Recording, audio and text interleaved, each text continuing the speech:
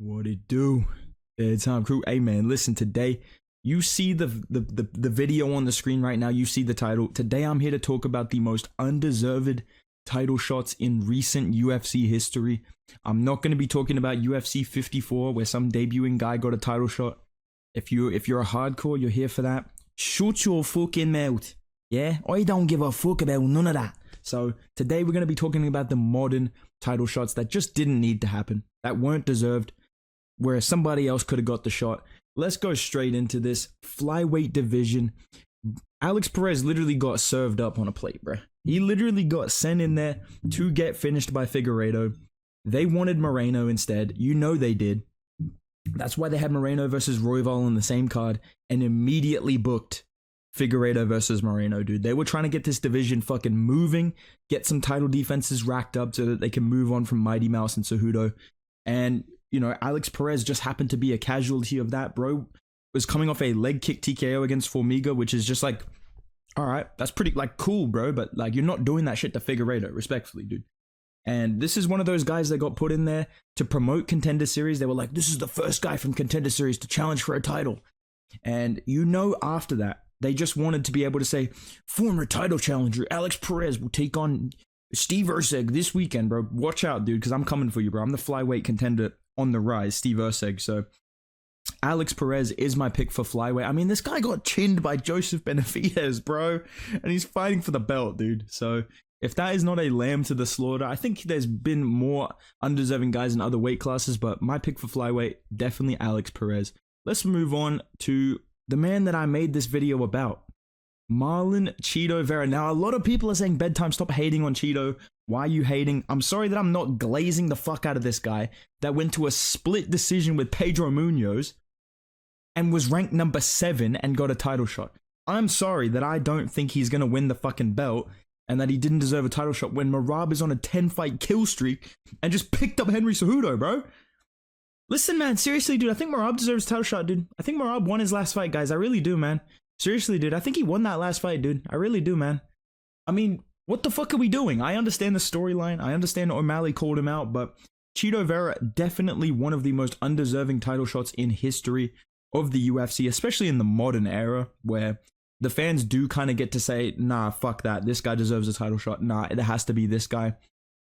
I think it'll be a good fight. I think it'll be an entertaining build-up. I'm excited for it. I'm not mad at him getting the title shot. I'm just mad if he wins, because I think that he doesn't deserve to be here. And if he wins, it's going to be via the flukester KO style that he's famous for. So there's nothing personal against Cheeto. I guess I feel like I should say that because people think I don't like Cheeto as a person. I think he's a good dude. I just find his fighting style really fucking annoying, dude. And I feel like that's fair. So I don't know why I'm defending myself. Cheeto Vera does not deserve this title shot, but it'll be entertaining, bro. It'll be dude, imagine getting a title shot off Pedro Munoz, dude. That would suck so bad, you guys. But let me move on to the featherweight division. And this is one that quickly got forgotten because nobody thought he was going to win. Nobody thought he should be getting the shot.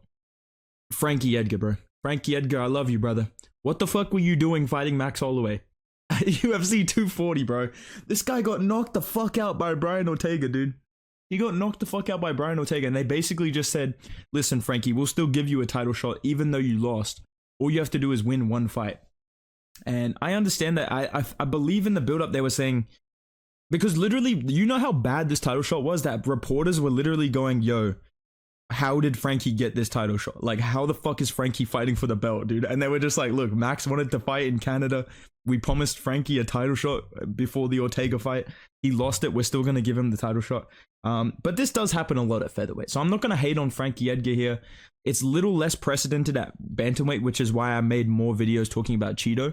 Because at featherweight, you do kind of see Max lose to Volk, win one, go back to the title shot. Ortega lose to Volk, beat somebody else, come back to the title shot, right? So it's not as crazy at featherweight, but it is one that I want to mention because nobody thought Frankie Edgar was winning this shit, dude. He got knocked the fuck out. It's not like he lost a close decision to the champ. He got chinned by Brian Ortega, bruh. And he came back and got a title shot. So he wasn't a former champ. He didn't really fight for the belt for ages before that. So I feel like this one stands out to me as the most kind of undeserving or like, what the fuck kind of matchup for the featherweight title. But Frankie Edgar's a legend. Shout out to Frankie Edgar. Another honorable mention in some of these categories, Jose Aldo getting the title shot at bantamweight, coming off a loss. That was kind of crazy, but I like Jose Aldo better, so I'm gonna let that slide. I don't give a fuck, dude. I'm just biased, bro. Let me move on to the lightweight division. You gotta lace up them bootstraps. See you at the top. Michael Chandler, bro. I like Michael Chandler, dude, but he beat Dan Hooker and he got a fucking title shot. That is crazy work. That is crazy Dana White privilege. He is literally where the meme came from. Michael Chandler is responsible for the Dana White privilege meme. Tony Ferguson called him out, getting a title shot off one win. Tony Ferguson had 12 wins, didn't get one shot. Bilal Muhammad has 10 wins, he didn't get one. He hasn't got a shot yet. They're trying to book Shavkat versus Leon. This is bullshit, dude. This is fucking bullshit, dude. So Michael Chandler definitely belongs in this conversation of most undeserved title shots. It was an entertaining matchup. I did think it would be a good fight. I picked Charles Oliveira by KO, so I'm kind of goated, but you know, it is what it is, dude. Respects to Michael Chandler, but that title shot was fucking crazy. You know Dana White wanted this dude to win the belt. You know he wanted Chandler McGregor, bro. You know he did. From day one, he was like, all right, Chandler's going to win the fucking belt. Connor's going to come back. How do you not give Connor the title shot? You know, this kid's a fucking savage. So he unfortunately did not finish the script that Dana White wrote, but Michael Chandler, see you at the top of the list. Let's move on to the welterweight division. There have been some egregious examples in this division. I'm not going to lie to you, bro, but one that sticks out in my head, pause, George Masvidal. This little dude, me getting a second title shot was completely necessary, dude. Super necessary. Me getting 2 title shots back to back, completely necessary, dude. I broke this little dude's fucking face. I broke this individual's nose. Jorge Masvidal getting the immediate rematch with Kamaru Usman. Brother, you are not GSP, bro. You are not fucking Israel Adesanya, bro. Why did you get an immediate fucking rematch against Usman when you lost 50-45? I understand that he took the fight on short notice, right? I know why they did. Now, let me say with all these matchups, I know why the UFC did it. I'm not stupid. I know that it was for pay-per-view reasons, especially with Cheeto, Masvidal. That's a bigger fight than whatever else they were playing. They probably were like, we could do Leon or we could do Masvidal. Fuck it, we'll do Masvidal, right? I get why they did these matchups, but based purely on who deserves it, this shit is ridiculous. Masvidal getting fucking stomped out by fucking Usman on Fight Island and then coming back immediately looking like Gaziev-like in his physique. He came back and we were like, what the fuck are you doing, bro? So George Masvidal getting that rematch, he belongs on this list, especially in a division like welterweight. I think it was because the division was moving so fast, but I mean, you could have done Leon versus Usman. You could have done even Chiesa beating, Luque. You could have done Luque versus Usman, you know what I'm saying? So there were other matchups that they could have done, but they chose Masvidal, and I think it was a bit ridiculous. So let me move on to the middleweight division, and listen, bro, you guys are not going to like this one, dude. Yoel Romero, bro, you did not deserve that fucking title shot against Izzy, bro. What the fuck was that, dude? This guy literally came off 2 losses and lost the number one contendership fight with Paulo Costa. He literally fucking lost that shit and he got the title shot. It's crazy, bro. I know that Costa was injured. That's why they didn't do Costa versus Izzy immediately after. But, bro, this guy getting a title shot straight off 2 losses is crazy work.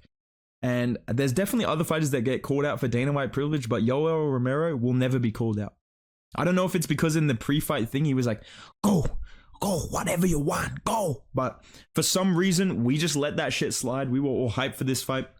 I thought it would have been entertaining, to be honest, but we instead got one of the greatest performances of all time from Izzy and Yoel Romero in that fight.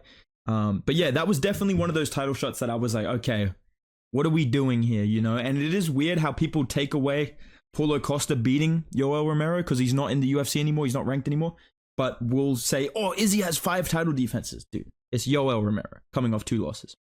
Like, come on, dude. So, Yoel Romero, I'm sorry, I got to call you out, my brother. And now I need to call out the GOAT of the sport. Now, he did win this title shot. He's the only one of these guys so far that actually won this title shot. Chael Sonnen got the short notice fight against John Jones, was coming off a loss to Anderson Silva, somehow got to fight John Jones for the light heavyweight belt, but luckily for him, he TKO'd John Jones via injury in the first round. So it did pay off for Chael P. Sonnen. Obviously, the P stands for undefeated and icon, whichever one you choose. But yeah, Chael Sonnen, I don't think he deserved that shit whatsoever. But again, I know why they did it. They needed a tough season. They did Chael and Jones, which was a pretty badass season. I'm not going to lie. If you remember the speech that this guy gave to fucking Uriah Hall, dude. and those knockouts that Uriah Hall got on Tough. It was a good season. So we got a pretty good outcome from all of these so far. I would say this is the best one, or Cheeto.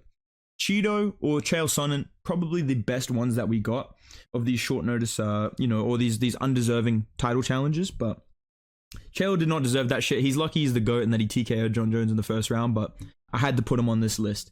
Let's move on. Another honorable mention, by the way. Middleweight, Dan Henderson getting a title shot, ranked number 14. That's literally what Cheeto is doing right now. Cheeto is literally Dan Henderson maxing right now. I know I said I'm not hating on him, but what the fuck is this? Sorry. I've had a bad day. All right, sorry, man. Let me move on. Last one, heavyweight division, Cyril Gane. This one's personal to me, bro, okay? Because you guys know me, bro. I picked Jon Jones to beat this fucking guy in the second title fight because, first of all, he was coming off beating Tai Tuivasa, okay? Which is aging worse and worse every single day, right? Already lost to Ngannou, got out wrestled by Francis Ngannou. And for some reason, this guy is the guy they chose to fight Jon Jones.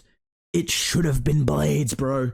It literally should have been Blades. Dude, Blades was on a fucking win streak, bro. It should have been Blades. It should have been Blades. He was on a win streak. He never fought for the belt. He got skipped by Stipe to fight DC the first time when he KO'd over him, who was the #1 contender. And he got skipped again for fucking Cyril Gane, and he got smoked in a minute by Jon Jones. Like, what the fuck were you doing, Dana? It could have been Blades, bro. We could be living in a world where Curtis Blades stuffs that takedown off Jon Jones, ground and pound TKOs him, gets on the mic. Daniel Cormier, I want to fight you for stealing my title shot. We could have had it all, bro. We could have had it all, but instead we had to get fucking Cyril Gane, the most undeserving heavyweight title challenger of recent memory, in my opinion. But this is my list. Let me know what you guys think down below. What do you think of Cheeto getting the title shot over Corey, over Marab? What do you think of that? And what do you think of my list? Is there anybody I missed? That's a bar. Let me know in the comments. Make sure you guys drop a like on the video if you enjoyed it. Subscribe to the channel because at 20K, I'm going to be doing the Bedtime MMA Impressions tier list. So make sure you subscribe if you want to see that. I will see you tomorrow with my UFC 299 full card predictions. I'll try and do a long video for that. But yeah, see you in the next video, boys. Goodbye.